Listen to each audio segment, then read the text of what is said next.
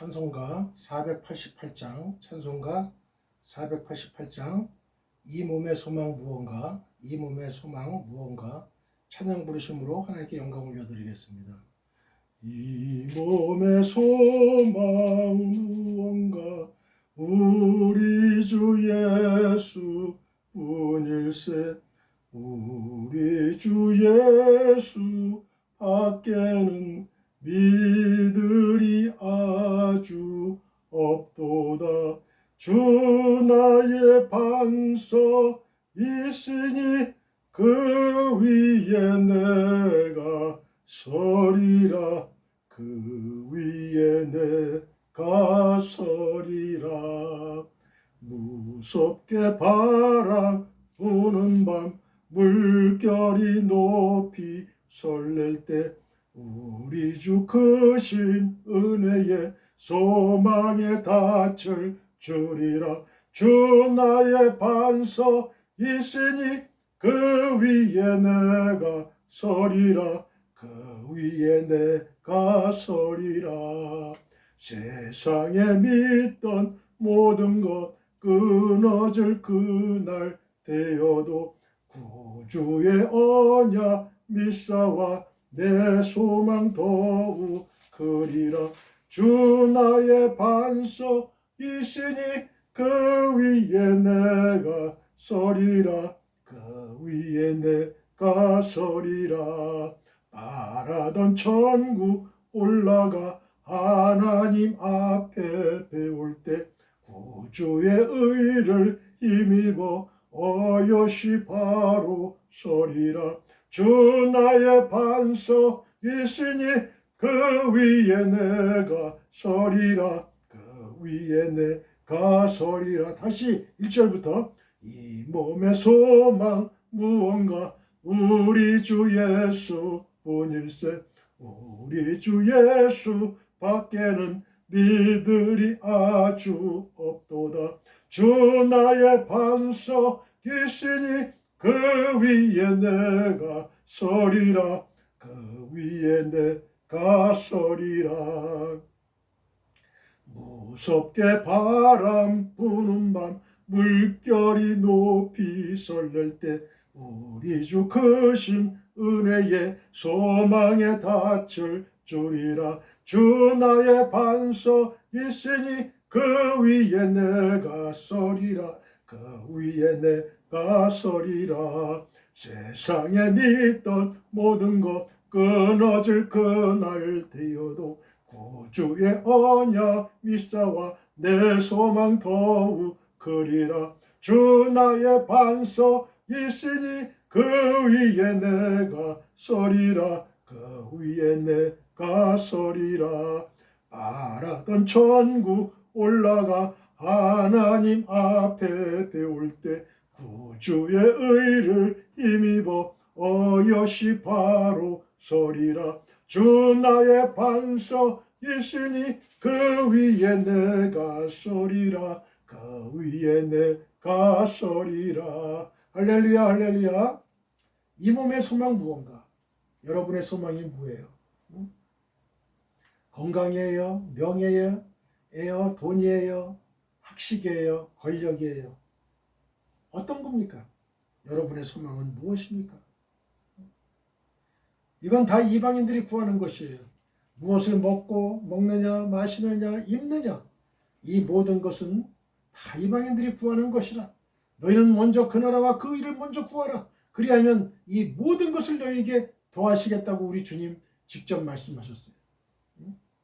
우리가 구할 것은 이방 세상 사람들처럼 그런 게 아니에요. 먹고 사는 그런 문제가 아니에요. 하나님의 나라와 하나님의 의를 먼저 구하라. 하나님의 나라. 주 기도문에도 예수님이 기도하셨잖아요. 하늘에 계신 나의 아버지여, 하나님의 이름이 거룩히 여김을 받으시오며 나라 임하옵시며 뜻이 하늘에서 이룬 것 같이 땅에서도 이루어지이다. 일용할 양식, 일용할 양식을 구하지 말라는 게 아니에요. 구하지 말라는 게 아니에요. 우선순위를 하나님의 나라와 하나님의 의를 먼저 구하라. 그 얘기예요. 그리하면 이 모든 것을 너에게 더하시겠다. 우리가 기도를 할 때 철야 기도를 한다, 금식 기도를 한다, 일주일 금식 기도를 한다 하는 것도 다 중요하지만 그 기도의 내용이 중요한 거예요. 내용, 컨텐츠. 그 내용이 하나님의 마음에 맞으면, 하나님의 마음을 기쁘게 해드리면 그 기도는 단 몇 초만 하나님께 아뢰어도 마음속에 있어도 그 기도는 응답이 되는 거예요. 하나님이. 솔로몬 봐요. 1000번째 드리고 나서 듣는 마음을 주세요. 저한테. 듣는 마음을 주세요. 지혜를 주세요. 지혜가 한글 성경으로 지혜라고 번역을 했는데 이게 원어로 듣는 마음이에요. hearing heart. 이것이 하나님의 마음에 들었던 거예요. 그러니까 네가 부와 명예와 권력과 이 모든 걸 너에게 네가 돈과 이 모든 걸 구하지 아니했구나. 하나님 마음에 흡족한 거야. 듣는 마음을 달라고 그러니까. 그러니까 내가 이 모든 걸 너에게 다 주겠다. 하나님은 이렇게 치사한 분이 아니에요. 하나만 구한다고 하나 구한다고 해서 그것만 주는 하나님이 아니다. 하나님의 마음에 흡족하게 하나님 마음에 들면 우리가 구하지 않은 것들 하나님 우리 마음을 너무나 잘 알아요. 부도 구할 수도 있고 장수도 구할 수도 있고 또 물질도 구할 수도 있고 명예와 권력을 다 이거 사람들이 좋아한다는 걸 너무 잘 알아요. 그러나 이것이 우상이 돼서는 안 된다. 이것이 우선이 돼서는 안 된다. 1순위는 뭐냐? 하나님이다. 이게 하나님의 마음. 하나님께 포커스를 맞출 때 하나님이 그 기도를 기쁘게 받으시는 거예요. 그 기도의 원리를 우리가 알아야 되는 거예요. 100시간, 1000시간, 40일 기도해봐야 하나님 마음에 떼쓰는 기도하면 안 돼요. 우리의 기도는 아마 9%가 아마 달라는 기도일 거예요. 청원하는, 간구하는 기도.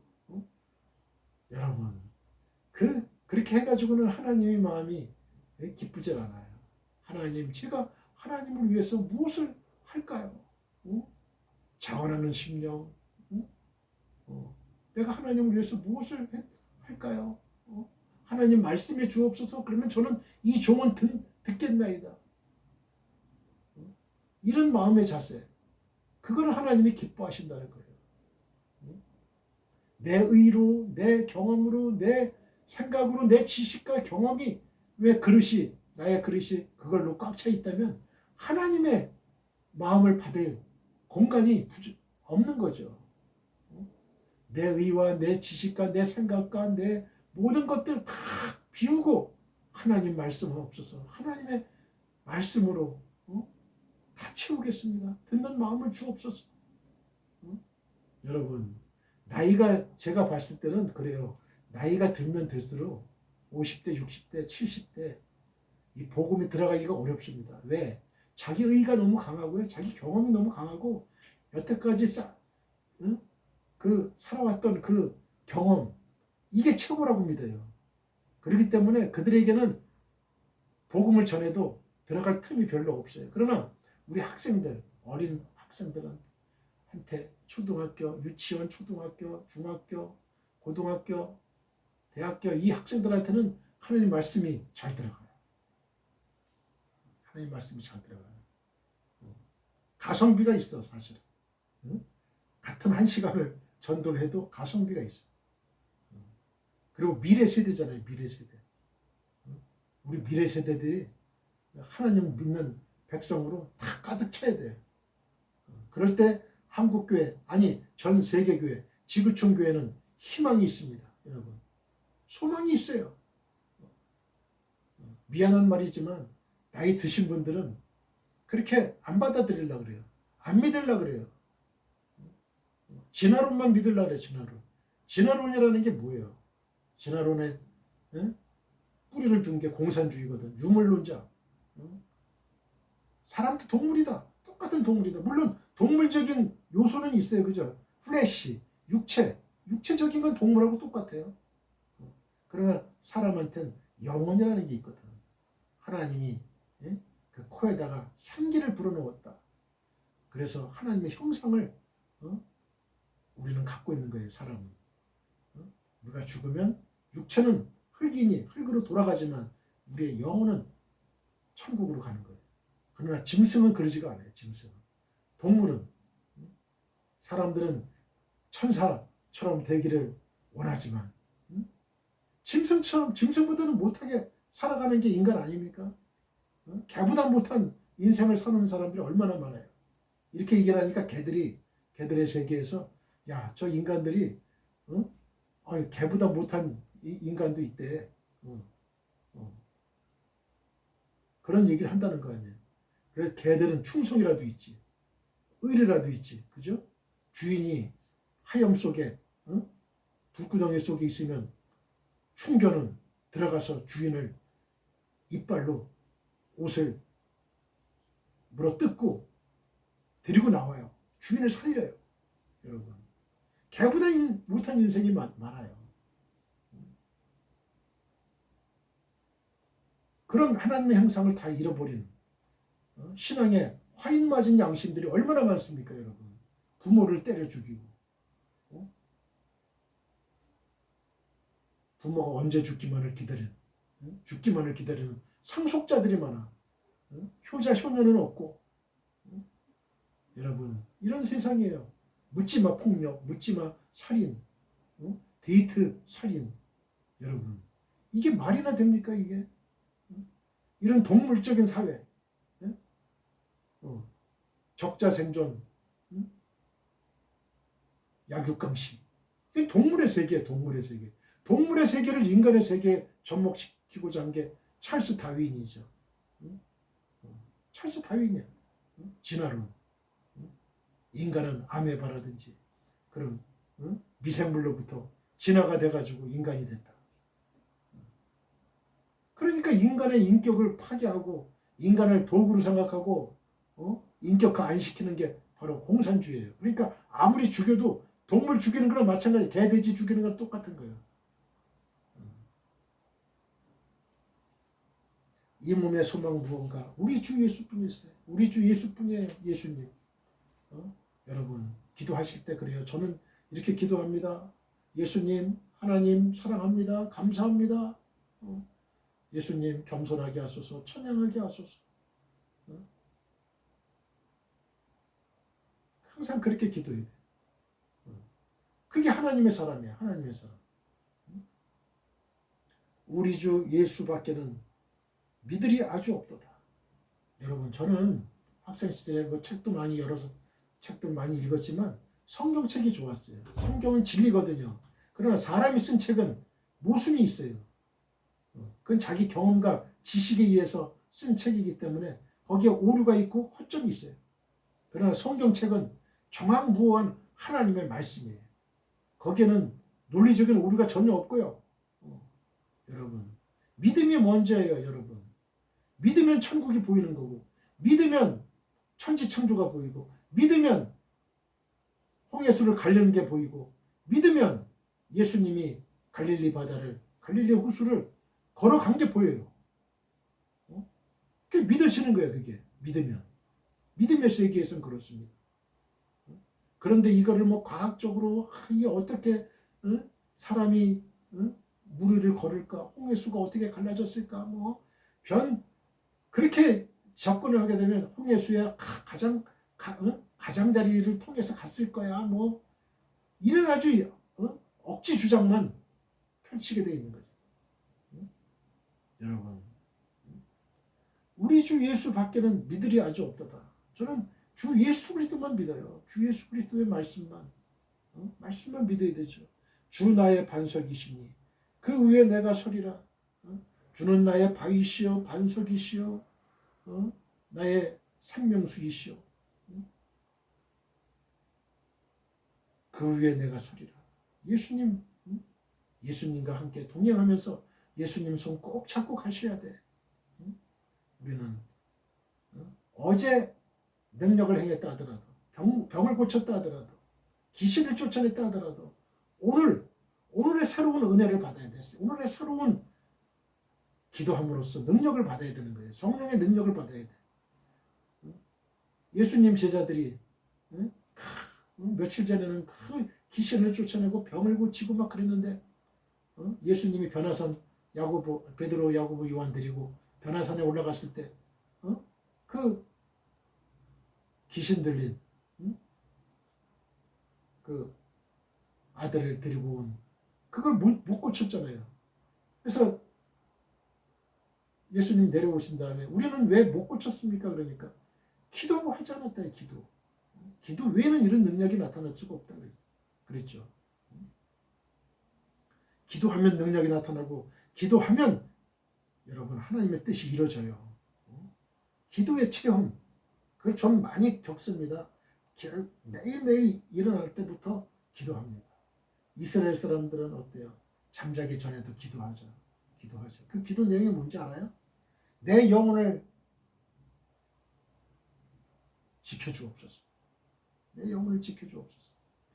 한국 사람들의 기도는 뭐예요? 밤에 잘 때. 그런 영적인 기도가 아니죠. 그런 영적인 기도가 아니에요. 우리 자식 잘 되게 해달라, 뭐 잠자게 해달라, 어떤 꿈에 뭐 꿈자리가 사납지 않게 해달라, 뭐 이런 기도만 하죠. 이스라엘 사람들은 그러잖아요. 내 영혼을 지켜주옵소서. 왜냐하면 내가 지금 잠들면 내일 아침에 일어나리라는 보장이 어디 있어요? 보장이 없잖아요. 하루하루 사는 거예요. 우리는 하루살이 인생이에요. 우리는 하루살이 인생. 일용할 양식을 구했어요. 예수님은 몇 년, 몇십 년 쌓아둘 양식을 구한 게 아니에요. 일용할 양식, 일용할 기도, 그걸 구하는 거예요. 날마다 이스라엘 사람들이 광야에서 만나와 메추라기를 하루하루 새벽에 그걸 받아가지고 양식을 했듯이, 물론 토요일날은 이틀분의 그 양식을 얻었지만은 그런 거예요. 매일매일 우리는 일용할 양식을 구해야 되는 거죠. 무섭게 바람 부는 밤, 물결이 높이 설렐 때, 여러분, 무섭게 부는 바람 부는 밤, 물결이 높이 설렐 때, 칠흑같이 어두울 때, 물결이 그냥 높이 올라가고, 바람은 무섭게 부는 그런 인생을 지금 살고 있는 분은 없을까요? 현실적으로 소망이란 건 아무 데도 없고, 부모, 친척, 또 내 형제자매, 친구한테 내 고민과 내 모든 거를 아픔을 토로하지 못하는 사람도 있을 거예요. 의지할 곳이라고는 아무 데도 없는 우리 주 크신 은혜, 소망의 닻을 주리라. 우리 주 크신 은혜, 소망의 닻을 주리라. 줍니다, 여러분. 오직 믿을 분은 예수님. 예수님께 소망을 둬야 돼요, 여러분. 어려울 때, 여러분, 끼니가 온데간데 없고, 내일은 무엇을 먹을까? 오늘은 먹을 게 있는데, 한 끼, 내일은 무엇을 먹을까? 여러분, 우리의 앞날은 아무도 몰라요, 여러분. 오늘까지 잠깐 직장 다녔죠? 내일 어떻게 될지 몰라요. 여러분, 명예도 마찬가지입니다. 오늘 뭐 어떤 장관, 후보로, 이렇게 됐다가, 그 다음날 어떤 비리와, 죄 때문에, 그냥 하루아침에 그냥 추풍낙엽처럼 쓰러져가는 게 명예예요. 권력이에요. 여러분, 인간을 의지하겠습니까? 명예와 돈을 의지하겠습니까? 돈도 마찬가지죠. 하루아침에 주식이 폭락해가지고 갑부가 거지가 되는 경우가 얼마나 많습니까? 의지할 게 없어요. 이 세상은 변하죠. 변하게 돼 있어요. 시간의 변화에 따라서 발생하고 소멸하고 변하게 돼 있어요. 그러나 변하지 않는 분은 오직 예수 그리스도예요. 예수 그리스도. 소망의 닷 우리에게 줍니다. 세상에 믿던 모든 것 끊어질 그날 되어도 세상에 믿던 모든 것이요 돈과 명예와 권력과 이 모든 게 다 끊어질 그날 되어도 구주의 언약을 믿어 내 소망 더욱 크리라. 구주의 언약, 내가 너를 구원했다. 너는 내 자녀다. 응? 그 천국을 이게 간다 하는 이 약속. 하나님 말씀을 믿고 그대로 행하는 사람은 하나님의 언약의 약속을 굳게 믿고 결국은 천국을 가는 거예요. 천국 가려고 우리가 믿음 생활하는 거예요. 우리가 죽어서 반드시 천국 가는 거, 그것도 중요하지만 현세에 있어서도 천국의 삶을 살아갈 수가 있는 거예요. 내 마음이 천국이 되고 하나님의 일을 많이 하니까 어때요? 천국이 이루어지는 거예요. 나를 통해서 주변 사람들이 다 예수 믿고 예수의 마음을 갖게 되고, 여러분, 예수님과 나와의 관계가 중요한 겁니다. 여러분, 하나님과 나와 부자 관계, 아들, 딸 관계가 되는 건 뭐예요? 관계거든요. 리레이션십, 관계. 그 관계를 형성하는 건 뭐예요? 관계를 형성하는 건 중생이에요. 거듭남이에요. 거듭나지 않으면 하나님의 그러니까 부자 관계가 성립이 안 돼요. 부자 관계가 성립이 안 되면 어때요? 구원을 못 받았다는 얘기고, 구원 못 받았다면 천국을 못 가는 거죠. 너희가 거듭나지 않으면 하나님 나라에 들어갈 수 없다. 주 예수 그리스도가 말씀하신 거예요. 여러분, 관계가 없는 거예요. 전혀. 거듭나야 여러분, 젊은 남녀들이 우리 만난 지 하루야 100일이야. 그건 뭐냐면 이제 정식으로 교제를 하는 거거든. 정식으로. 그런 말을 한 다음부터 우리가 만난 하루야, 이틀이야, 100일이야, 300일이야 하는 거잖아요. 그죠? 그건 뭐냐면 약속이거든요. 관계예요. 그건. 그게 의미가 있는 거예요. 그때부터 의미가 있다 이래요. 그때부터. 너와 나와는 사귀는 사이다 이래요. 사귀는 사이. 바라던 천국 올라가 하나님 앞에 배울 때 구주의 의를 힘입어 어여시 바로 서리라. 나의 의로 서는 거 아니에요. 절대로. 나는 죄인이에요. 하나님 앞에 설 수 없는 죄인이에요. 그러나 구주 예수님의 의를 힘입어서 우리는 서게 되는 거예요. 어여시 당당히 설 수 있어요. 우리는 당당히 설 수 있어요. 왜? 예수님이 내 죄를 대신해서 갈보리산에서 십자가에 달려 돌아가셨기 때문에 우리는 그 피공로를 믿는 거예요. 대속의 은혜를 믿는 거예요. 예수님의 그 대속의 옷을 입고 우리는 나갈 수 있는 거예요. 그렇지 않으면 우리는 나갈 수가 없어요. 죄인된 우리의 옷 가지고는 안 되는 거예요. 그거는. 여러분, 우리가 청와대 대통령을 만날 때에도 어떻게 돼요? 다 머리끝부터 발까지 잘 정리하잖아요. 그죠? 정돈을 하잖아요. 마찬가지예요.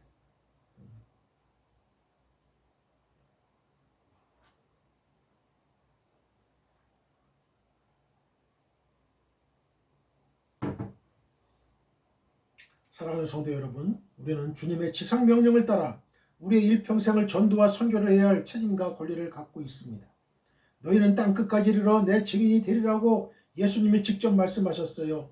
우리는 우리의 가까운 가족, 친족, 친구, 지인, 회사 동료 등에게 이태호 목사의 유튜브 그리고 페이스북 등에서 설교 방송을 시청하라고 권하시면 됩니다.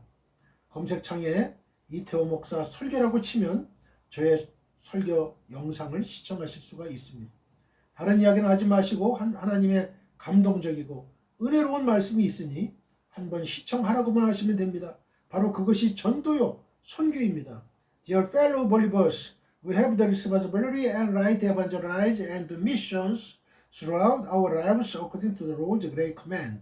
You will be my witnesses to the ends of the earth, said Jesus himself. We can recommend our close family, relatives, friends, acquaintances, and company colleagues to watch Pastor Riteo's sermon broadcast on YouTube and Facebook. If you type Pastor Riteo's sermon in the search box, you can watch my sermon video. Don't talk about anything else. There are God-moving and gracious words, so you just have to watch it. That is evangelism missions. 오늘의 설교 제목은 약대와 하루살이입니다. 자, 저를 따라해 보세요. 약대와 하루살이. 본문은 마태복음 13장, 마태복음 23장 23절로 24절입니다. 마태복음 23장 23절로 24절. 본문을 읽기 전에 저를 한번 따라해 주세요. 지구촌교회 수지성전 주일 2시 예배가 아주 하나님의 은혜가 넘친다면서요. 한번 앞뒤 좌우 사람들에게 이야기해 보세요. They say that the Sunday 2 o'clock service at the Global Church Suji Temple is very full of God's grace. Talk the front, back, left, and right people. 나만 은혜 받을 수 없어요. 다른 사람들도 천국 잔치 은혜의 자리에 초청합시다. 한번 앞뒤 사람들에게 이야기해 보세요. I cannot be the only one to receive grace. Let us also invite others to the heavenly banquet and the place of grace. Talk to the front, back, left, and right people. 오늘도 하늘에서 성령의 은혜가 폭포수같이 떨어집니다. Today too, the grace of the Holy Spirit falls like a waterfall from heaven. 믿는 자는 아멘 하시기 바랍니다. Those who believe should say amen. 고백한 대로 될지어다. 아멘. Let it be done as you confessed. 아멘. 예수님만이 우리의 영원한 소망이요 목적입니다. Only Jesus is our eternal hope and purpose. 여러분과 여러분의 가정과 우리나라와 지구촌 교회 위에 주 예수 그리스도의 은혜와 하나님의 한없는 사랑과 성령의 교통하심이 영원히 함께 하시기를 간절히 축원드립니다. I sincerely pray that the grace of the Lord Jesus Christ, God, infinite love, and the fellowship of the Holy Spirit will be with you and your family, our country, and the global church forever. 아멘. 마태복음 23장 23절로 24절 다 같이 본문을 읽겠습니다. 화 있을진저 외식하는 서기관들과 바리새인들이여 너희가 박하와 해양과 근처의 11조는 들이되 율법에 더 중한 바 정의와 긍휼과 믿음은 버렸도다. 그러나 이것도 행하고 저것도 버리지 말아야 할지니라. 맹인된 인도자여 하루살이는 걸러내고 낙타는 삼키는도다. 마태복음 23장 23절을 보겠습니다. 화 있을진저 외식하는 서기관들과 바리새인들이여 너희가 박하와 해양과 근처의 11조는 들이되 율법에 더 중한 바 정의와 긍휼과 믿음은 버렸도다. 그러나 이것도 행하고 저것도 버리지 말아야 할지니라. 헬라어 원어를 한번 읽겠습니다. 우아이 히민 그람마테이스 가이 바리사이오이 히포크리타이 호띠 아프데 까투테 또 헤디 오스몬 가이 또 아네톤 가이 또 끼미논 가이 아페까테 따 바리테테라 두 노무 땐 크리신 가이 또 엘레오스 가이 땐 비스티엔 타우타 데 에데이 부에사이 까케이나 메 아페나이. 23장 23절 박하와 해양과 근처에 또 헤디 오스몬 가이 또 아네톤 가이 또 끼미논. 23절과 제24절은 네 번째 저주 선언이에요. 이 저주 선언은 세 번째 저주 선언 16절부터 22절이죠. 세 번째 저주 선언과 더불어서 가치 전도에 가치 바뀜 가치가 바뀌었다. 가치 전도의 어리석음을 책망하되 특히 사소한 것은 취하면서도 참으로 취해야 할 율법의 근본 정신은 헌신짝처럼 버리는 영적인 사악함을 지적하고 있습니다. 여기서 서기관들과 바리새인들이 11조의 대상으로 삼은 것들 가운데 박하로 번역된 이 헤디오스모는 향기롭고 달콤한 냄새가 나는 그런 의미를 지닌 단어이고 조그마하고 향내나는 일종의 향료 식물을 가리킵니다. 유대인들은 이 식물의 가루나 즙을 집이나 해당의 바닥에 뿌려서 향기를 나게 했다고 합니다. 해향으로 번역된 이 아네토는 미나리과에 속하는 식물로 양념의 향료로 사용되었습니다. 그리고 근체로 번역된 끼미는 역시 미나리과에 속하는 향기가 짙은 식물로서 양념이나 약용으로 사용되었다고 합니다.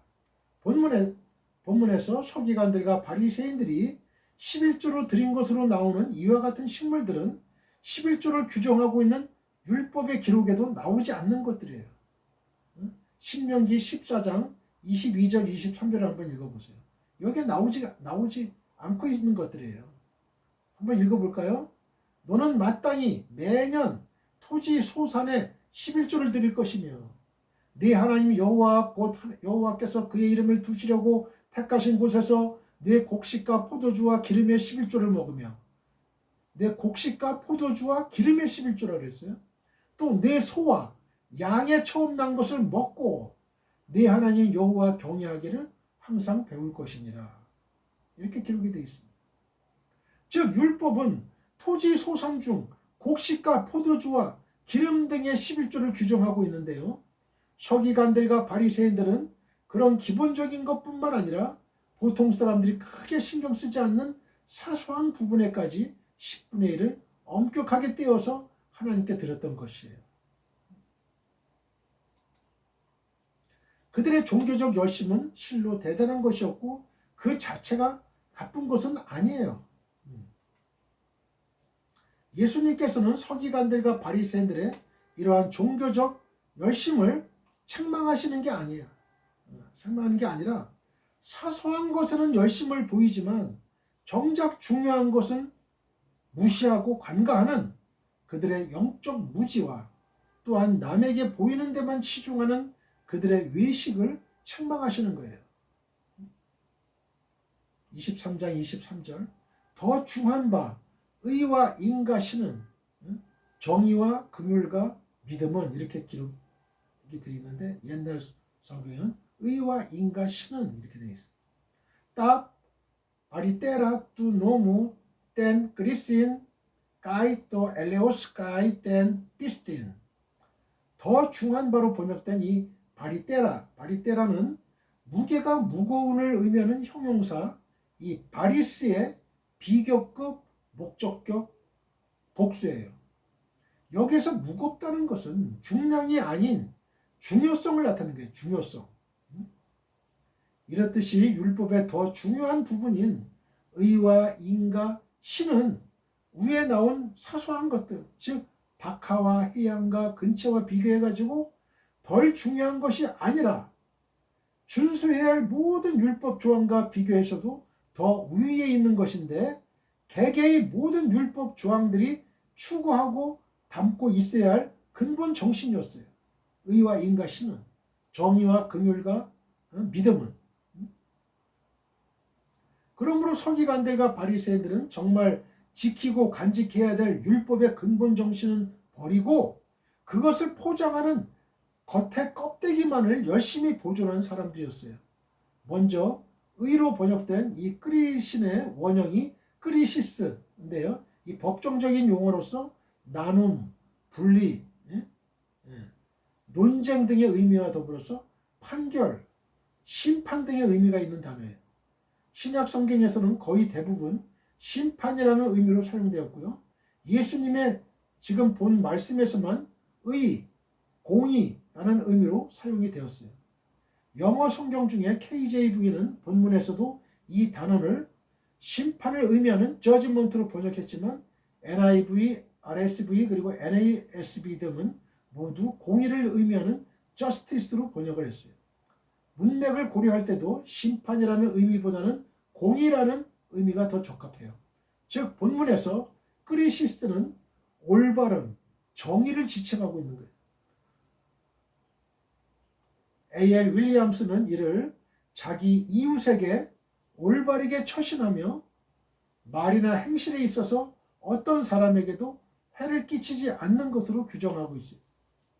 다음으로 이 인으로 번역된 긍휼로 번역된 엘레오스는 자비, mercy 영어로 즉 불쌍한 자와 고통받는 자를 보고서 그들을 향하여 베푸는 친절이나 호의를 의미하는 명사고 한글 개역 성경의 다른 부분에서는 대부분 긍휼이라는 의미로 번역이 되었어요. 갈라디아 6장 16절, 에베소 2장 4절, 로마서 23장, 누가복음 1장 50절. 여기에는 사람들 특히 죄에 빠져서 하나님의 길을 떠나버린 사람들을 향한 하나님의 자비하심도 담겨 있어요. 특히 엘레우스는 구약성경 70인역에서 히브리어 헤세드의 역어로 사용됐습니다. 헤세드. 헤세드에는 뭐라? 자비 그러잖아요. 자비. 이거를 헬라어로는 엘레우스로 번역을 한 거죠. 이런 언약 관계에 있는 사람들 사이에서 일어나는 신실한 사랑의 행동으로서 우월한 자가 열등한 자에게 베푸는 은혜와 자비를 포함하는 거예요.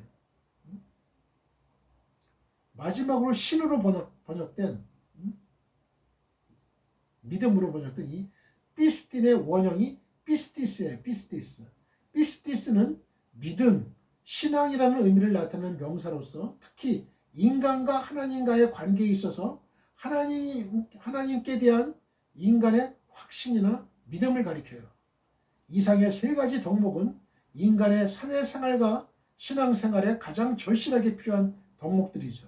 하나님은 일찍이 미가 선지자를 통해서 하나님께서 자기 백성들에게 원하시는 것이 진정 무엇인지 밝히신 바가 있어요. 즉 미가서 6장 8절을 볼까요? 사람아 주께서 선한 것이 무엇임을 내게 보이셨나니 여호와께서 내게 구하는 것은 오직 정의를 행하며 인자를 사랑하며 겸손하게 네 하나님과 함께 행하는 것이 아니냐라고 말씀하심으로써 하나님은 경건한 신앙심 없이 형식적이고 외식적으로 드리는 종교적, 제의적 행위를 기뻐하지 않으시고 정의와 공의, 자비와 긍휼 그리고 서로에 대한 신실한 믿음을 기뻐하신다고 하신 거죠. 그런데 예수님 당시에 서기관들과 바리새인들은 열과 성을 다하여 지켜야 될 이와 같은 율법의 근본 정신은 헌신짝처럼 내동쟁이 쳐버리고 율법의 형식적, 외식적 준수에만 열을 올렸던 거예요. 종교 지도자들로 대표되는 제사장이 강도 만난 이웃에게 마땅히 기대되는 사랑을 베풀지 않은 이하가 그 좋은 사례라고 할 수가 있죠. 누가복음 10장 30절에서 32절. 만약에 이 제사장이 그 외딴 곳에서 그 강도 만난 이웃이 을 만난 게 아니고 예루살렘 사람들 많은 예루살렘 성전 앞에서 만약에 그런 사람이 있었다고 해봐요. 제사장이 모른다고 그냥 지나쳐 버렸을까요? 아니죠. 여러 사람 많은데 거기서 사랑을 베푸는 척 했겠죠. 그죠? 거기서 사람들이 보니까 그러니까 사람이 없는 데서는 아무렇게나 행동하고 사람들 많은 데서는 외식적으로 행동하고 이게 바로 바리새인들 또 대제사장 서기관들이었다는 거예요. 그런데 여러분 이 말씀을 오늘날에 우리에게 주는 말씀으로 적용을 한번 시켜볼까요? 여러분 저와 여러분은 어떻습니까? 이 대제사장 서기관 바리새인들만 과연 그런 행동을 할까요? 외식적인 행동을 할까요? 아니잖아요. 우리도 똑같아요. 우리도 똑같아요. 사람을 의식하고 체면을 의식하고 그죠? 그래서 사람이 없을 때는 그냥 아무렇게나 행동합니다. 그러나 사람이 많은 곳에서는 차마 그렇게 못하는 거예요. 사람 눈이 있으니까 의식해야죠. 그러면 안 돼요. 사람이 많으나 사람이 적으나 사람이 없으나 사람이 있으나 우리의 행동은 동일해야 돼요. 동일해야 돼요. 왜? 코람되고 하나님 앞에서의 신앙을 가져야 되는 거예요. 우리도 반성을 해야 돼. 2000년 전 저 바리새인들만 저런 행동을 한 거야. 예수님의 책망을 받아야 될 사람은 바리새인이야. 그게 바로 저라고요. 저와 여러분이라고. 여러분 그렇게 생각하셔야 돼요. 이거를 하나님이 주시는 오늘의 말씀으로 받아야지. 23장 23절을 볼까요? 그러나 이것도 행하고 저것도 버리지 말아야 할지니라. 우리 주님 이렇게 말씀하셨어요. 이것도 행하고 저것도 버리지 말아야 된다. 똑같이 행해야 된다는 거죠. 따웃다 데 에데이 포에사이 까테이나 메 아피 에나이. 예수님은 율법 폐기론자가 아니었어요. 절대 율법 폐기론자가 아니에요. 5장 17절을 보면 내가 율법을 폐기하러 온 것이 아니다. 율법을 완성하라고 왔다. 여러분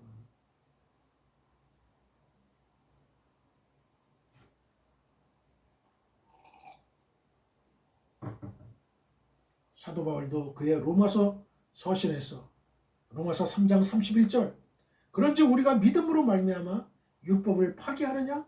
그럴 수 없느니라. 도리어 율법을 굳게 세우느니라고 얘기하고 있잖아요. 주님은 율법의 외적인 준수뿐만 아니라 그 정신 이행까지도 강조하셨어요. 응? 여러분 그랬잖아요. 간음하지 말라, 살인하지 말라. 응? 이런 외적 준수, 그 율법에 이제 나오는 거잖아요. 그러나 그 마음, 간음하고자 하는 마음, 강도질하고자 하는 마음, 도적질하고자 하는 마음, 여러분 그 마음만 품어도 그 살인죄고 도적죄고 음란죄다는 얘기예요. 한마디로 더 깊이 들어가신 거죠. 예수님은 율법을 완성시키는 거예요. 율법을. 그리고 뭐뭐 할지니라로 번역된 이 에데이는 당연히 뭐뭐 해야 된다. 마땅히 뭐뭐 할 필요가 있다는 의미를 지닌 동사 데이의 미완료 과거형이에요. 미완료 과거형. 미완료 과거형이라는 건 계속되는, 과거로부터 계속되는 그 진행형이에요. 위와 같은 것들을 당연히 ought, must 당연히 뭐뭐 해야 된다. 그리고 지속적으로 continually 지속적으로 해야 된다는 사실을 강조하는 표현이에요. 지금 꾸준히 지속적으로 꾸준히 해야 된다는 거예요. 꾸준히 일회성이 아니에요. 꾸준히 행해야 된다. 지속적으로 행해야 하는 대상은 11조를 드리는 그 외적인 행위와 율법의 근본 정신을 지키는 내적인 면 모두를 포함하지만 문맥의 흐름상 주님의 강조점은 율법의 근본 정신을 지키는 내적인 면에 있다고 하겠습니다.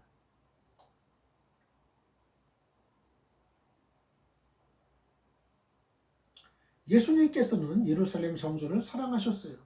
비록 헤롯 왕이 지은 성전이긴 하지만 이 성전은 하나님께 바쳐진 것이요 하나님의 이름으로 불리워지는 곳이고 하나님의 거룩함을 위해 또한 하나님 앞에 제사를 드리는 곳이기에 예수님께서는 예루살렘 성전을 사랑하셨습니다. 그리고 1년에 3번씩은 성전에 올라가셔가지고 하나님의 말씀을 가르치시고 그 일을 즐거워하셨던 것 같습니다. 뿐만 아니라 이 성전이 더러워졌을 때에는 성전을 깨끗하게 하시는 역사를 이뤘죠. 그런데 예수님께서는 이 성전을 두고 몇 가지 다른 표현으로 말씀하신 것을 볼 수 있습니다. 즉 예수님께서 12살 되던 해에 유월절을 맞아서 예루살렘에 갔다가 혼자 떨어져서 선생들과 더불어 성전에 머물고 있을 때 이를 찾아온 부모를 향해 내가 내 아버지의 집에 있어야 될 줄을 알지 못하셨나이까? 누가복음 3장 49절. 이렇게 대답하심으로 하나님 아버지의 사랑이 충만한 그런 집, 그리고 하나님의 자녀로 그곳을 출입하는 자의 경험을 내 아버지의 집이라고 표현하신 바가 있죠. 그런가 하면 더러워진 성전을 깨끗하게 하실 때에는 기도하는 집이라고 말씀하셨어요. 마태복음 21장 13절.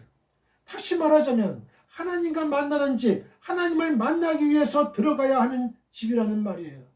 내 아버지의 집, 기도하는 집, 이 모두가 다 귀한 호칭입니다. 그런데 마태복음 23장 38절에서는 보라 너희 집이 황폐하여 버림받으리라 하시며 여기에 와서는 너희 집이라고 말씀하고 계십니다. 이렇게 되면 이제 이 성전은 그 의미가 없어지는 것이 돼요.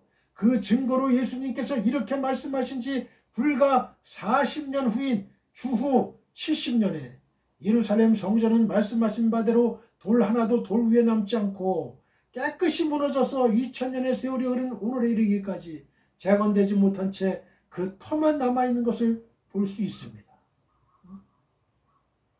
이스라엘 사람들이 이 성전을 옛날 그 모습대로 복원해 보려고 많은 노력을 하고 있는 것 같아요. 아무튼 예수님께서는 내 아버지의 집, 기도하는 집이라 하시며 귀하고 사랑스럽게 여기셨던 그 집을 너희의 집이라고 하셨으며 게다가 그 집이 황폐하여 버림받으리라는 무서운 선언을 하셨던 것입니다. 그런데 오늘 본문에 나타난 내용은 예수님께서 하신 성전 안에서의 마지막 말씀입니다. 우리는 마태복음 21장 12절 13절에서 성전에 들어가시는 예수님을 볼 수가 있어요. 볼까요? 예수께서 성전에 들어가사 성전 안에서 매매하는 모든 사람들을 내쫓으시며 돈 바꾸는 사람들의 상가 비둘기 파는 사람들의 의자를 둘러부시고 그들에게 이르시되 기록된 바 내 집은 기도하는 집이라 일컬음을 받으리라 하였거늘 너희는 강도의 소굴을 만드는도다 하시니라. 그리고 21장과 22장 23장에서 말씀을 전하시고요. 24장이 시작된과 동시에 성전에서 나오시게 돼요. 그리고는 다시 성전에 들어가시지 않았습니다. 이러한 가정 속에서 23장 맨 마지막 말씀을 보라 너희 집이 황폐하여 버림바 되리라고 하신 그것으로 예루살렘 성전은 그 의미가 끝이 나고 맙니다. 참으로 무서운 말씀이 아닐 수가 없어요.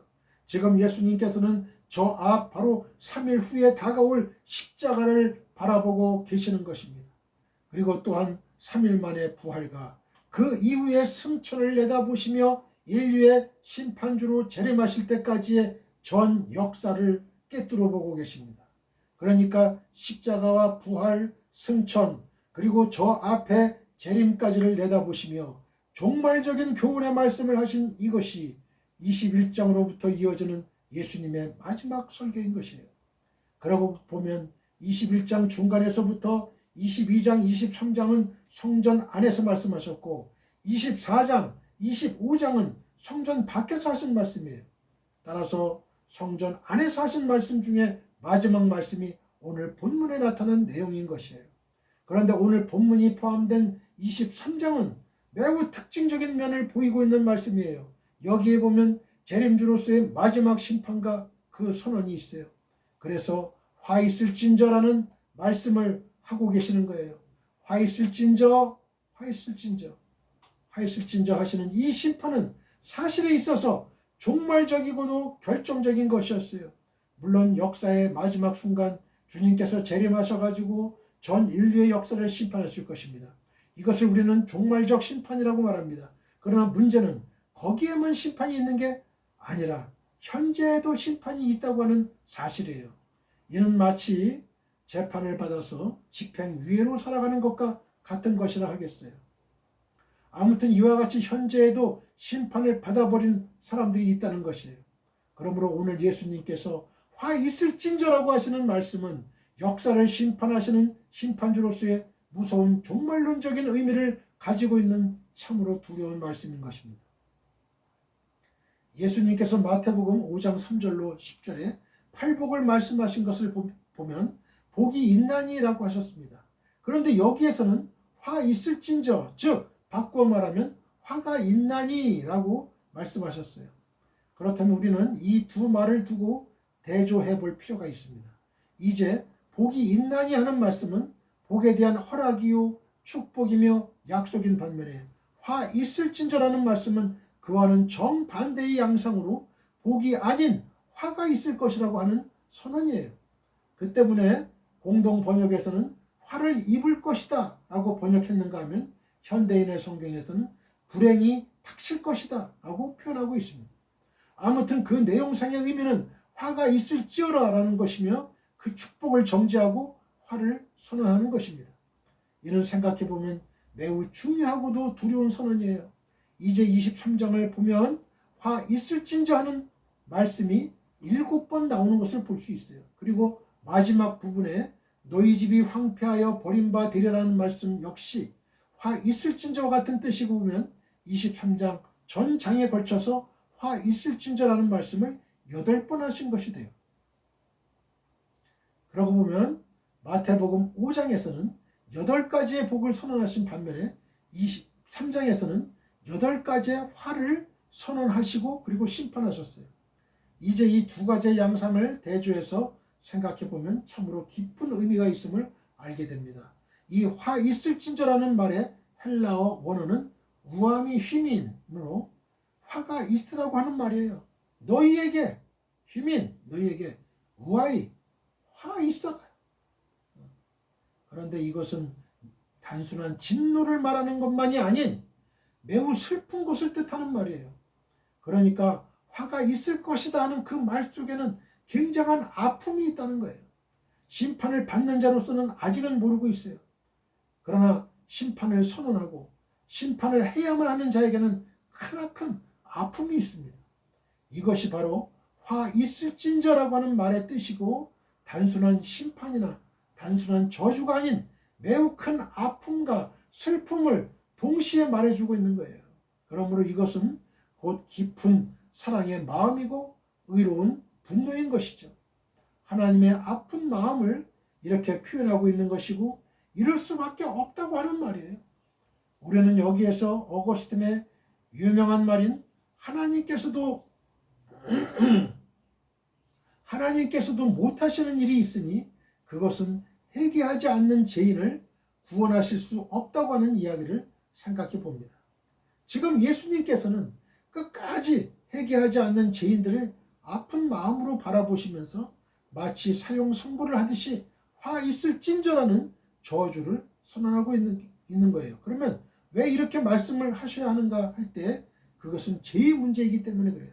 이제 죄의 문제를 생각해 보면 이 죄가 사중의 죄를 짓고 있는 것을 보게 됩니다. 그 첫째는 죄를 짓는 죄요. 둘째는 죄를 반복하는 죄로서 이것이 분명 나쁜 죄인 줄을 알면서도 다시 반복해서 짓는 죄예요. 이것이 곧 이중의 죄가 되고 보다 무거운 죄가 되는 것이죠. 그리고 더욱 무거운 죄는 세 번째, 죄를 변명하는 죄예요.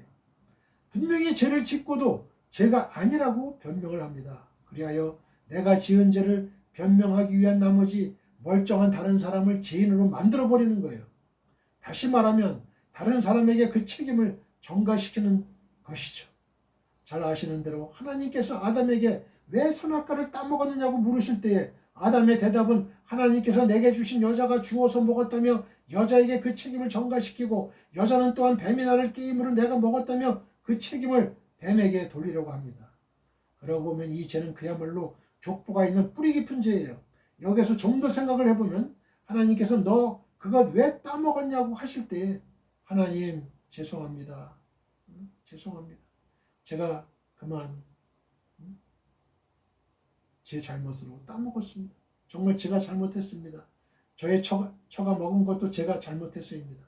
라고 했다면 아마도 하나님께서는 다음부터는 절대로 따먹지 말라 하시고는 새로운 기회를 주셨을 것만 같습니다. 이렇게 좋으신 하나님이신데 그 앞에서 변명을 하겠다며 나오니까 문제가 생기는 거예요. 그래서 죄를 짓는 것만 죄가 아니라 문제는 회개하지 않는 것이 문제이고 그 위에 더 큰 죄는 변명하는 죄로 그 결과 자기가 지은 죄를 다른 사람에게 전가시킴으로 3중의 죄를 짓게 되는 거예요. 다음 또 하나 4중의 죄가 되는 것이 있으니 그것이 곧 위선의 죄예요. 위선의 죄. 위선. 하이포크리시. 위선. 이제는 죄를 가리우기 위해서 죄 아닌 것으로 만들기 위해서 하나님의 의에 도전을 합니다. 그래서는 법 자체를 뜯어고치고 형식으로 내용을 덮으려고 해요.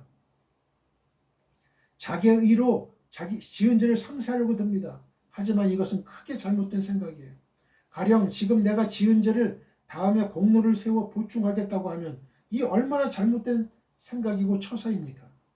예를 들어서 내가 사람을 죽였다고 한번 생각해 봅시다. 그랬다면 내가 자살을 한다고 해서 그 죄가 사해지는가요? 또 도둑질을 한 것이라면 훗날 10배, 100배를 갚아줌으로 그 죄가 사해지는 것이에요? 도둑 맞은 사람은 그 잃어버린 물건 때문에 얼마나 마음 상해했고 경우에 따라서는 그것 때문에 가정에 큰 문제가 생겼는지도 모를 일이죠. 그러므로 지금의 어떤 일로 과거의 지은 죄를 덮거나 상쇄할 수는 없는 거예요. 그러므로 이와 같이 위선적인 것, 하나님의 의에 도전하는 죄가 가장 무서운 죄죠. 그러면 오늘 본문에서 화 있을진저라고 하실 때의 그 대상이 어떤 사람이냐 할 때 이는 창녀를 향한 것도 아니고 강도를 책망하는 것도 아니고 소돔 고모라를 정죄하는 것도 아니에요. 여기에서 정죄하는 것은 전적으로 위선을 말씀하시고 있는 것이에요. 잘 다듬어진 외식, 속은 썩었으면서도 겉으로는 잘 꾸며져 있는 그러한 죄를 책망하고 있는 거예요. 속은 썩었어. 겉은 해치만 묻으며 깨끗하게 잘 이 더러움을 꾸미기 위해서 이렇게 하는 거. 내가 지금 돈은 없어. 돈 있는 것처럼 대출도 받고 뭣도 해가지고 명품 백을 사고 명품 가방, 명품 옷을 사 입고, 또 외제차, 수입차를 그냥 몇억 원짜리 차를 사고, 그건 멸망으로 가는 길이죠. 그건 일시적으로는 효과가 있을지 모르지. 그러나 금방 그건 뾰롱이 나요. 그죠? 시쳇말로 금방 탄로가 나는 거예요. 금방 탄로가 나.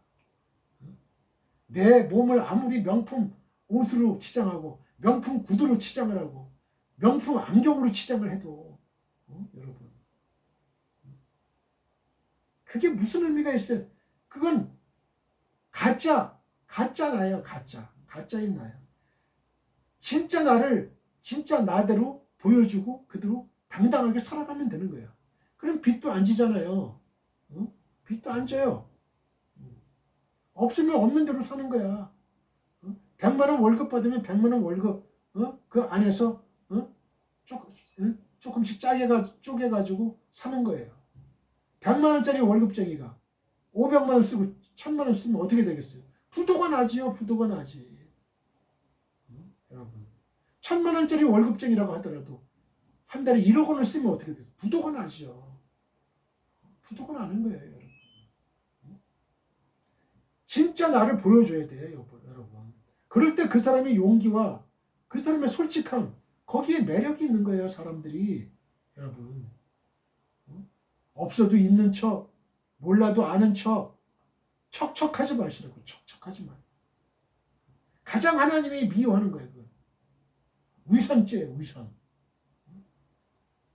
죄 지었는데도 죄 안 지은 척.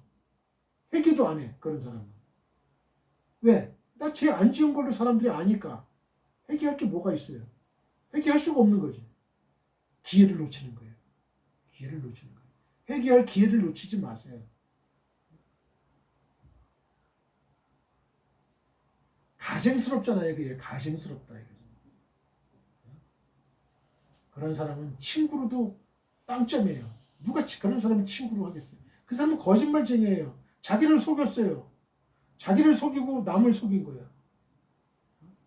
거짓말을 한 거예요. 거짓의 아비는 누구예요? 마귀 사탄이에요. 마귀 사탄 짓을 한 거예요.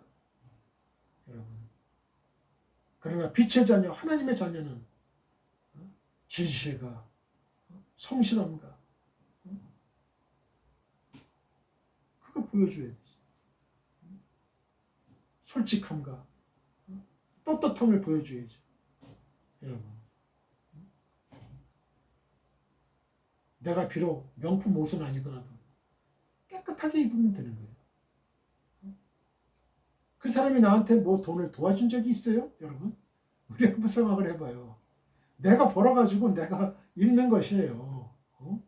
내 몸에 맞게, 내 재정 형편에 맞게 살아가면 되는 거예요. 비교하지 마세요. 비교의식이 가장 나쁜 거예요. 비교의식은 여러분 사탄이가 주는 겁니다. 사탄이가 주는 거예요. 비교의식은 열등감을 갖게 하고 좌절, 낭망, 우울증, 자살 이어지는 거예요. 여러분 왜 비교를 해요? 5달란트, 2달란트, 1달란트 줬잖아요. 뭐에 따라서 줬어요? 주님이. 그 사람 재능에 따라서 너는 5달란트 받을 재능이 있다. 2달란트, 1달란트. 근데 1달란트는 뭐예요? 주님 나를 무시했어요? 나를 이렇게밖에 안 봤어요? 다른 사람 5달란트 주고 또 다른 사람 2달란트 줬는데 난 1달란트만 줬어? 불만이 있는 거예요. 불만이. 주인은 땅속에 묻어놓고 주인이 왔을 때 주인님은 너무 굳은 사람이라 내가 그래서 이거를 땅에 묻어가지고 그대로 바친다. 악하고 게으른 종아. 게으른 건 맞는데 악하다는 거예요. 이거 악하다는 거예요. 왜? 1달란트를 줬으면 주인이 기대하는 바가 있잖아요. 그걸로 장사를 했어요. 두 사람은 다. 장사를 하고 이윤을 얻었어요. 근데 1달란트 받은 사람은 장사를 안 하고 그냥 땅에 묻어놨다. 아무 일도 안 한 거예요. 게으른 거예요. 그 사람의 심리에는 이거 하다가 말아먹을 수도 있겠다 생각했겠지. 말아먹었어도 주인이 왔을 때 주인님 제가 이 한 달란트 가지고 사업 장사를 했는데 제가 재능이 없어서 제가 잘못해서 잃어버렸습니다. 한 달란트도 잃어버렸습니다. 그러면 주인이 악하고 게으른 종이라고 했겠어요? 그렇게 절대 얘기 안 해요. 그래? 참 안 됐구나. 한 달란트 더 주면서 다시 한번 해봐라. 이러지. 그러잖아요.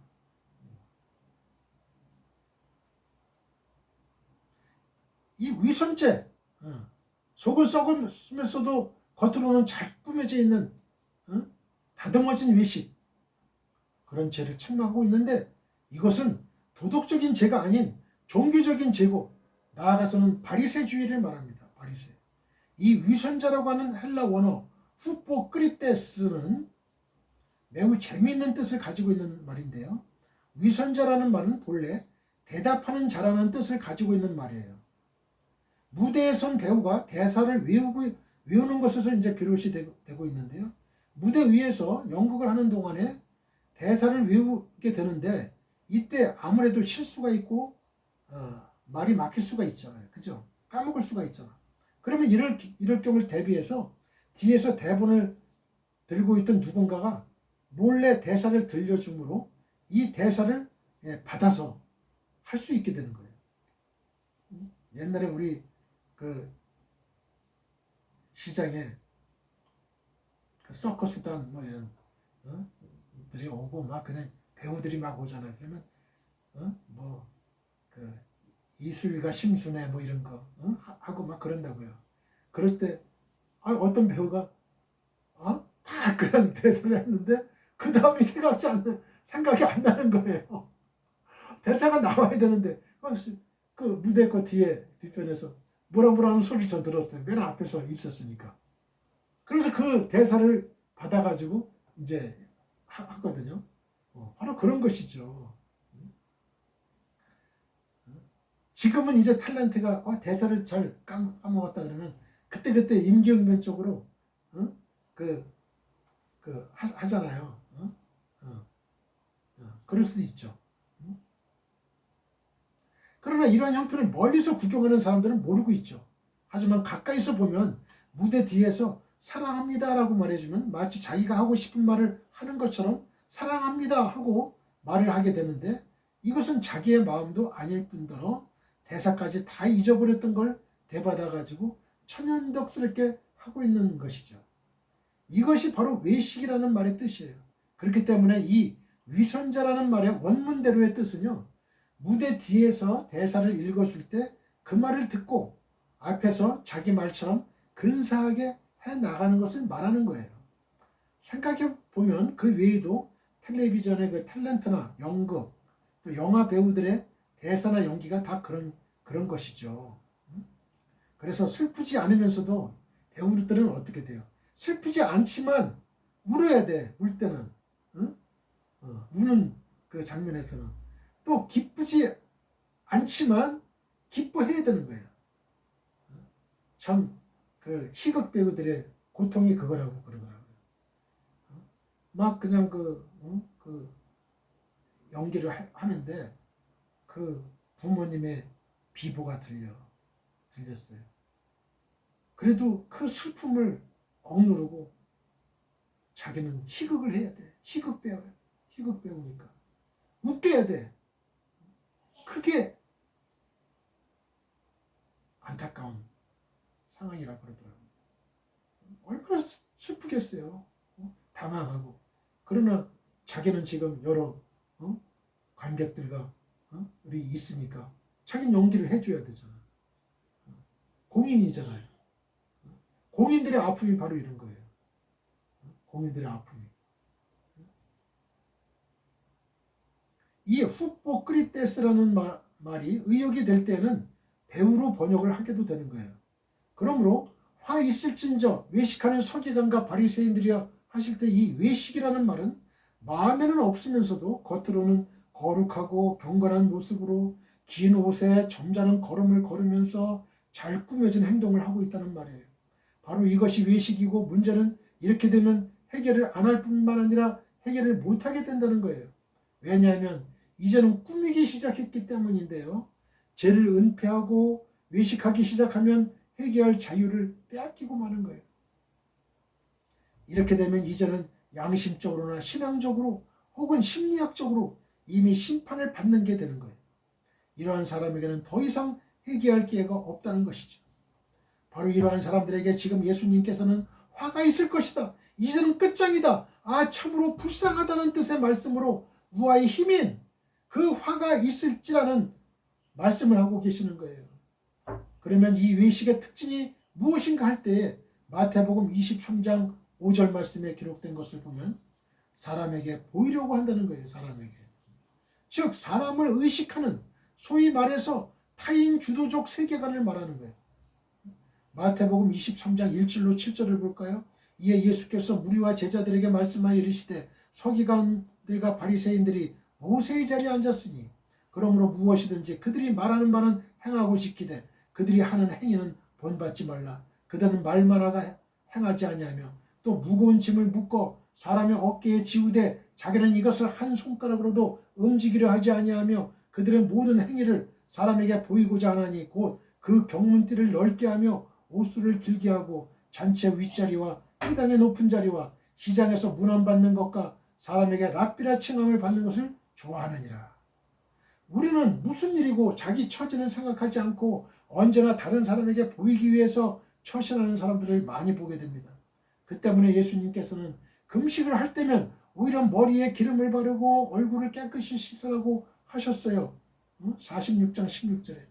기도를 할 때에도 길거리에서 할 것이 아니라 골방에서 하라. 마태복음 6장 5절. 또 외식주의에 대한 구체적인 방어를 말씀하셨는데요. 매사를 어디까지나 하나님 앞에 보이면서 하나님 앞에서 구제하고 하나님 앞에서 이루어지는 선행이어야 되겠는데 하나님은 저만큼 뭘 밀려나 계시고 대신에 사람에게 잘 보이려고 생각하는 거기에 외식이 있다는 겁니다. 우리는 순간순간 사람을 의식하고 사람으로부터 좋은 소리를 들으려고 하는 동안에 위선자가 되는 거예요. 이것이 체질화되면 신앙적, 정신적 불구가 되어가지고 심각한 문제를 낳게 되는 것이죠. 그러므로 지나치게 사람을 의식해서는 안 된다는 거예요. 바리새인들에게 있어서 결정적인 잘못이 있다면 바로 사람을 의식하는 거예요. 그리고 나아가서는 자신이 칭찬을 들으려고 합니다. 그래서 하나님께 돌아갈 영광을 자기가 차지하고자 자기 스스로를 높이는 거예요. 그러니까 이는 하나님께 돌아갈 영광을 가로채서 자기의 영광으로 해버리는 참으로 무서운 그런 처사인 것이죠. 그런가 하면 자기의 의를 자랑합니다. 하나님께 자복하고 하나님께 의지하며 하나님의 긍휼을 힘입어 하나님 앞에 나가려 하지 않고 자기의 의, 자기 전행의 도덕적인 의를 통해서 하나님 앞에 나가려 하는 건방진 생각을 하고 있는 이것이 바로 바리새인들이에요. 그리고 자기가 만든 규범에 의하여 자기의 의를 측정하려 듭니다. 문제는 이렇게 되면 회개하지를 않아요. 뿐만 아니라 자신은 행하지 않으면서 다른 사람을 보고는 행하라고 합니다. 저들은 지식을 자랑하고 명상을 자랑하고 외적인 의식을 자랑하면서도 진정한 선을 행하지는 않아요. 이제 23장 13절 말씀에 기록되기를 화 있을진저 외식하는 서기관들과 바리새인들이여 너희는 천국문을 사람들 앞에서 닫고 너희도 들어가지 않고 들어가려 하는 자도 들어가지 못하게 하는도다 라고 했어요. 말만 하고는 실천하지 않는 사람, 그리고 마침내는 다른 사람까지 천국에 들어가지 못하게 만드는 것이라면 예수님께서 어떻게 하시겠어요? 이런 사람에게는 부득불 심판하실 수밖에 없겠기에 화 있을진저라고 말씀하시게 되는 것입니다. 마태복음 23장 24절을 봅니다.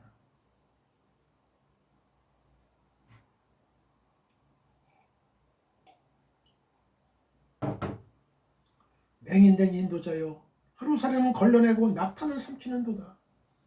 호데고이 띠플로이 호이 디윌리존 테스 돈 고노파텐 데 까멜론 까따피는 테스. 하루살이는 걸러내고 낙타는 삼키는도다. 호이 디윌리존 테스 돈 고노파텐 데 까멜론 까따피는 테스. 하루살이로 번역된 이 코노파, 코노파의 원형이 코노프스예요. 코노프스는 모기, 각다기라는 의미를 지녀요. 본문에서는 팔레스틴 지방에서 발효해 만든 포도주에서 번식하는 이 모기류를 일컫습니다. 이러한 곤충은 사람에게 해로울 뿐만 아니라 율법에서 부정하여 없어서 먹어서는 안 되는 동물로 규정이 됐어요. 레위기 11장 20절 23절에 이 걸러내고로 번역된 디윌리존 떼스의 원형 디윌리존은 여과기로 완전히 걸러내다는 의미로서 발효되는 포도주에 번식하는 모기를 철저하게 걸러내는 것을 나타내는 동사예요. 본문에서는 분사 현재형으로 사용돼 가지고 서기관들과 바리새인들이 일상생활에서 습관적으로 그렇게 하고 있다는 것을 나타내고 있어요. 하고 있어요. 현재 계속해서 하고 있다. 분사 현재형이에요. 유대인들은 포도주를 담근 후 마실 때에 거기에 번식해 있거나 달라붙어 있는 하루사리와 같은 곤충들을 이 채로 걸렀어요. 그렇게 하지 않으면 율법에서 부정하다고 규정한 곤충들을 먹음으로써 자신이 부정하게 될 것을 염려했기 때문에 그렇습니다. 한편 약대, 까멜론, 약대는 팔레스틴 지방의 가축 중에서 가장 큰 동물로서 역시 율법에 부정한 동물로 규정이 됐습니다. 레위기 11장 4절. 약대를 삼킨다는 것은 있을 수 없는 과장된 표현이죠. 이는 율법에 어긋나는 엄청나게 큰 부정한 행동조차 아무 거리낌 없이 행한다는 풍자적 의미예요. 사람이 작은 입으로 자기 몸집보다 훨씬 큰 약대를 삼킬 수는 없는 일이죠. 주님은 이러한 익살스럽고 풍자적 표현을 통해서 서기관들과 바리새인들의 위선과 전도된 가치관을 꾸짖었던 것이죠. 그들은 하루살이를 삼키는 것과 같이 사소하고 작은 율법 조항 이것조차도 그들이 자의적으로 만든 것이지만요. 그 율법 조항에 저촉되는 것에 온 신경을 곤두세우며 살았어요. 일례로 안식일은 900m 이상 걷지 않았고요. 세탁할 때도 정해진 양만큼의 물만을 쓸 정도였어요. 반면에 약대를 삼키는 것과 같이 정작 중요한 율법의 근본 정신을 범하는 데 있어서는 아무런 양심의 가책도 없었습니다. 즉 23절에 진술된 바와 같이 율법의 근본 정신인 의, 인, 신 등은 너무나 쉽게 저버리는 큰 악을 자행했던 것이죠. 이에 대해서 A.R. 윌리엄스는 주님은 아주 사소한 의식상의 더러움을 피하고자 하면서도 가장 중요한 도덕적 타락에 대해서는 전혀 고려하지 않는 저들의 모순성을 지적하신다는 말로 본문의 중요성을 꿰뚫고 있습니다. 교회가 참 빛을 발하려면 개인적 정결법은 물론 사회적 정결법도 회복해야 됩니다. 24절을 보면 예수님께서는 서기관들과 바리새인들을 향해 하루살이는 걸러내고 약대는 삼키는도다라고 책망하셨습니다. 아마도 이러한 표현은 당시 유대인들이 포도주에 하루살이와 같은 곤충이 함께 섞여 있을 경우를 대비해 가지고 포도주를 마실 때마다 망으로 정죄했던 것을 염두에 두신 것으로 여겨져요. 즉 예수님께서는 정결법을 위해 하루살이를 걸러내듯 박하와 해양과 근처와 같은 작은 것들까지 11조를 바치면서도 정작 율법의 본질인 의와 인과 신은 저버림으로써 마치 약대를 삼키는 것과 같은 행위를 하는 바리새인들의 위선을 비유적으로 책망하신 것이죠. 우리는 이러한 주님의 책망 속에서 오늘 한국교회와 성도의 윤리에 대해 책망하시는 주님의 음성을 들을 수 있어야 되겠습니다. 오늘날 한국 사회의 부패와 도덕적인 타락은 나라의 근본을 흔들 만큼 심각하고 중대한 상태에 와 있습니다. 그리고 그 상황이 이렇게까지 악화된 데에는 한국 사회에서 큰 비중을 차지하고 있는 교회와 성도들에게도 그 책임이 없다고 하지 않을 수 없을 것입니다. 그러므로 우리는 24절에 주님의 책망을 염두에 두면서 오늘 한국교회와 성도들의 윤리의식에 어떤 문제가 있는지를 한번 생각해 볼 필요가 있습니다. 그리고 이를 위해 한국교회의 대표적 정결법이라 할 수 있는 소위 주초 문제를 생각해 볼 필요가 있습니다. 술과 담배. 한국교회와 성도에게 있어 술과 담배 문제는 대단히 민감한 문제죠. 그래서 불신자들은 기독교인 하면 가장 먼저 술과 담배를 입에 대지 않는 사람이라는 인상을 떠올리죠. 물론 술과 담배처럼 건강에 해로운 것들을 멀리한다는 것은 대단히 바람직스러운 일이에요. 하지만 문제는 교회와 성도들이 이처럼 술과 담배와 같은 개인적 문제에 대해서는 대단히 심각하게 생각하면서 정작 이보다 더 큰 거짓과 사기, 뇌물과 부패와 같은 사회적 문제에 대해서는 둔감하다고 할 정도로 대단히 무관심하다는 사실이에요. 그래서 어느 성도가 술과 담배를 가까이 한다는 소문이 나면 집사직도 맡기는 것을 거부하면서도 사회의 고위직에 있으면서 뇌물을 받고 부정한 결정을 마다않는 사람에 대해서는 교회의 중직을 맡기는 것까지 별로 주저하지 않는 기색이 있습니다. 주저하지 않아요. 하지만 사랑하는 성도 여러분, 술과 담배 문제는 개인의 문제로서 그 사람의 건강에는 문제가 있을지 모르지만 그 행위 자체가 다른 사람에게 치명적인 피해를 주는 건 아니에요. 반면에 누가 사기나 거짓말을 했다면, 더구나 그가 고위직에 있는 사람이라면 그의 부정한 행위는 수많은 사람에게 치명적인 영향을 줄 수가 있습니다. 그래서 형법에는 소위 희생자의 법칙이라는 것에 근거해서 희생자가 적거나 없는 범죄는 가볍게 처벌하지만 많은 희생자를 낸 범죄는 무겁게 처벌합니다. 그럼에도 불구하고 오늘날 교회와 성도들은 반대로 술과 담배처럼 그 피해가 개인에게 국한되는 문제에는 대단히 민감하면서도 수많은 사람들에게 피해를 주는 뇌물과 사기, 그리고 부패와 거짓말과 같은 행위에 대해서 이토록 둔감하다는 것은 실로 큰 문제가 아닐 수가 없습니다. 사랑하는 성도 여러분, 우리는 하루살이도 걸러내고 약대도 걸러내야 돼요. 즉, 작은 개인적인 윤리 문제만 지키면서 거룩하다고 생각하지 말고 더 큰 사회적 윤리에 대해서까지도 심각하게 생각을 해야 돼요. 그래서 모든 교회와 성도들이 개인적인 정결법은 물론 사회적 윤리와 정결법까지 온전히 회복해서 부정과 부패로 썩어가는 이 사회에서 진정한 빛과 소금의 역할을 감당할 수 있어야 되겠습니다. 에스겔서 36장 24절로 28절입니다. 내가 너희를 여러 나라 가운데에서 인도하여 내고 여러 민족 가운데서 모아들이고 고국 땅에 들어가서 맑은 물을 너희에게 뿌려서 너희로 정결하게 하되 곧 너희 모든 더러운 것에서와 모든 우상 숭배에서 너희를 정결하게 할 것이며 또 새 영을 너희 속에 두고 새 마음을 너희에게 주되 너희 육신에서 굳은 마음을 제거하고 부드러운 마음을 줄 것이며 또 내 영을 너희 속에 두어 너희로 내 율례를 행하게 하리니 너희가 내 규례를 지켜 행할지라. 내가 너희 조상들에게 준 땅에서 너희가 거주하면서 내 백성이 되고 나는 너희 하나님이 되리라. 고린도후서 7장 1절입니다. 그런즉 사랑하는 자들아, 이 약속을 가진 우리는 하나님을 두려워하는 가운데서 거룩함을 온전히 이루어 육과 영의 온갖 더러운 것에서 자신을 깨끗하게 하자. 아멘. 본문에 나타난 하루살이는 걸러내고 약대는 삼키는 도다의 이 비유 말씀은 표현 그대로 보면 과장이 심한 말씀이라 하겠죠. 아무튼 이스라엘 사람들이 무엇을 먹고 안 먹고의 문제는 레위기 11장을 보면 까다롭게 기록되어 있어요. 저들은 결코 아무 것이나 먹는 게 아니에요. 구약성서에서는 소는 먹으나 돼지는 못 먹고, 양은 먹을 수 있지만 말은 못 먹고, 물고기에도 먹을 수 있는 것이 있는가 하면 먹지 못하는 것이 있어요. 그런데 오늘 본문에서 말하는 낙타는 부정한 것으로서 먹을 수가 없어요. 하루살이 역시 먹을 것도 없지만 부정한 것이어서 먹어서는 안 되는 것이죠. 말하자면 둘 다 부정한 것이고 둘 다 먹어서는 안 되는 것들이에요.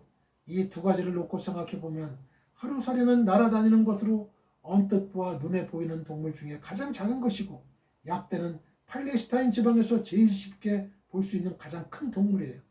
지금 예수님께서는 이 둘을 놓고 비교하시면서 약대는 통으로 삼키면서 하루살이는 채로 받쳐가지고 걸러낸다는 이야기를 하고 계시는 거예요. 그러니까 제로 말하자면 하루살이 같은 죄는 안 지으려고 까다롭게 따지고 들면서 약대와 같이 큰 것은 그대로 집어삼키고 만다는 것이고, 이것이 바로 죄라고 하는 이야기예요.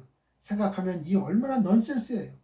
그러나 이것은 사실이고 오늘도 많은 사람들이 이러한 실수를 하고 있고 이와 같은 죄를 범하고 있습니다. 본문 말씀의 그 뜻을 자세히 보면 결국은 둘 다 먹지 말라고 하는 이야기예요.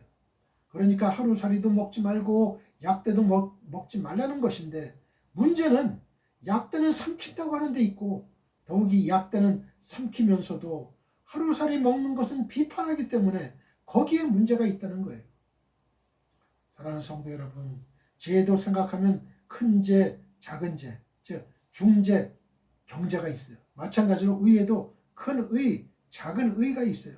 그 때문에 중세기에 있어서는 이 중죄, 경제를 신학적인 견지에서 구분하기를 알고 짓는 자는 중죄고 모르고 짓는 자는 경제고 예수 믿기 전에 짓는 자는 경제고 예수 믿고 침례, 세례 받은 후에 짓는 자는 중죄고 능동적으로 짓는 자는 중죄고 피동적으로 다른 사람이 짓는 죄에 끌려가서 짓는 자는 경제라고 논술을 합니다. 그러나 죄라면 두 가지 다 짓지 말아야 되는 것이죠. 그리고 한 가지 더 알아야 될 것은 모르고 짓는 죄는 몰라서 짓는다 하더라도 알고 짓는 죄는 짓지 말아야 할 것이고 중죄, 경제를 놓고 말하자면 중죄를 먼저 보다 중요하게 생각할 수 있어야 되는 것이죠. 그럼에도 약대는 삼킨다고 하는 바로 그것이 바로 문제예요. 이를 구체적으로 말씀드리자면 형식적인 것과 내용적인 것이 있다고 할 때에 형식적인 죄와 내용적인 죄의 문제를 놓고 보면 어디까지나 내용적인 죄가 보다 중요한 것이죠. 뿐만 아니라 전성적인 규례에 의한 죄와 본래적인 율법을 범하는 죄가 있다면 이는 분명 본래적인 율법을 범하는 죄가 더 큰 죄고 전승에 의한 것은 보다 가벼운 죄로서 마치 하루살이와 같은 것이죠. 그런데 이스라엘 사람들은 전승적인 그 하루살이 같은 율법은 엄격하게 지키라고 야단들을 하면서도 본래적인 것, 곧 내 이웃을 내 몸과 같이 사랑하라, 내 부모를 공경하라, 우상을 섬기지 말라는 등의 약대와 같은 것은 통째로 삼켜버리고 만다는 거예요. 우리에게 있어 겉과 속을 말하자면 언제나 속이 더욱 중요합니다. 생각해보면 겉 같은 것은 그렇게 중요한 게 아니에요. 예를 들어서 가정에서 생일을 기억해주며 선물을 마련합니다. 그러나 사실 그것보다는 사랑이 더 중요한 게 아니겠어요? 이제 부인들께서 남편을 두고 한번 생각해 보면요. 흔히들 남편이 결혼한 날을 알아주지 않는다느니 혹은 생일도 기억해주지 못한다며 불만스러워 합니다. 굳이 그것이 그렇게 중요한 겁니까? 사실을 두고 솔직히 말하자면 그런 것이나 꽂고 앉아서야 무엇을 하겠어요. 그런 것은 모르더라도 또한 나에게는 다소 불친절하더라도 보다 크고 중요한 일을 할 수만 있다면 그것이 위대한 사람이 아니겠어요? 여기에서 우리는 저 유명한 주기철 목사님의 사모님에 대한 이야기를 한번 생각해 보고자 합니다.